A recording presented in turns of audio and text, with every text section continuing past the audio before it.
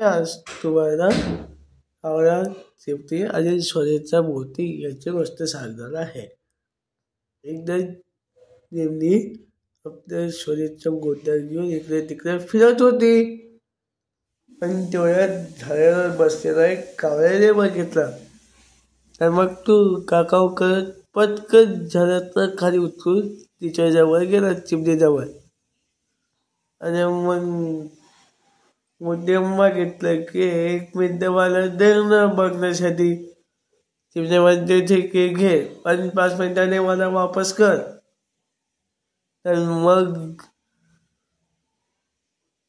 कावळा म्हणतो हो, मी वापस करेन.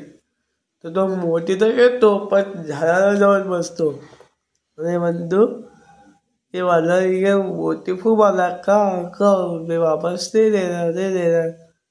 तुला जे करायचं करून घे. गाव गाव.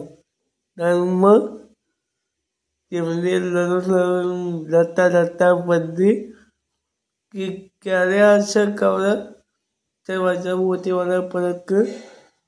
म्हणतो कावळा परत सेफनेस म्हणाला काकाव तुला जो करायचं करून घे. सबसे पहिले तो गेला झाडाकडे गेली ती आणि म्हटली झाडला तर कावळ्याला पाळणा. झाड नाही म्हणाला, तो झाड म्हणाला की अरे कावळ्याचे माझ्या काय नाही बिघडलं, तर मी कावळ्याला पाळू. मग ते गेले सुतारकडे. ते सुतार दादाला म्हणते की झाड कापतं सुतार दादा. तर मग सुतार दादा म्हणाला पण मी कापू झाडाने माझा काय नाही केलं. मग ते गेले राजाकडे आणि म्हटलं राजा तू त्या सुतार दादाला नंतर दे ना. राजाने पण नाहीच म्हटलं. राजा म्हणाला पण सुतारने माझा काहीच बिघडलं नाही, तर मी सुतारला का दंड करू. मग ते गेले राणीकडे आणि चिमणी म्हणली की राणी तू राजाला रुस. तर मग राणी पण नाही म्हणाली. राणी म्हणाली की अरे पण मी राजाला का रुसू, राजाने माझा काही नाही बिघडलं.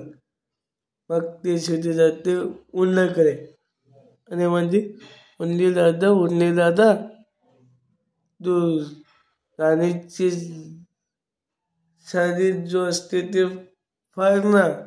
उन्नी म्हणतो पण मी राणीची साडी फाडू, मी राणीने कस ते केलं माझं. तर मग पण तरी त्याने ठरवलं की मिळवलंच पाहिजे. तर मग ते मग शेवटी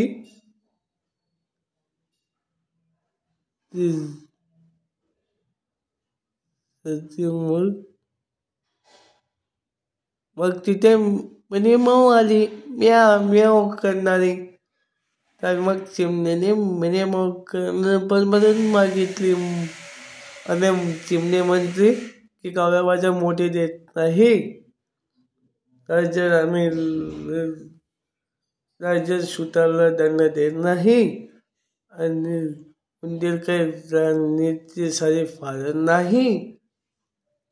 तर मग म्हणे मग म्हणते थांब मी आता उतरला खाते. मग उंदीर म्हणाला की नाही मी राणीची साडी फाडू देतो. राणी म्हटली नाही मी राजाला रुसते. राजा म्हटलं की नाही मी सुताराला दंड करतो. सुतार म्हटलं की नाही मी झाड कापतो. झाड म्हटलं नाही मी कावळ्याला पळतो. कावळा म्हटलं नाही मी मोठे वापस करतो. मग कावळा कसा घाबरला आणि मोठी चिमणीला वापस दिलं. आणि मग अशा प्रकारे चिमणीला तिचा मोती परत मिळाला. अशी होती कावळा चिमणी आणि सोनीचा मोती याची गोष्ट.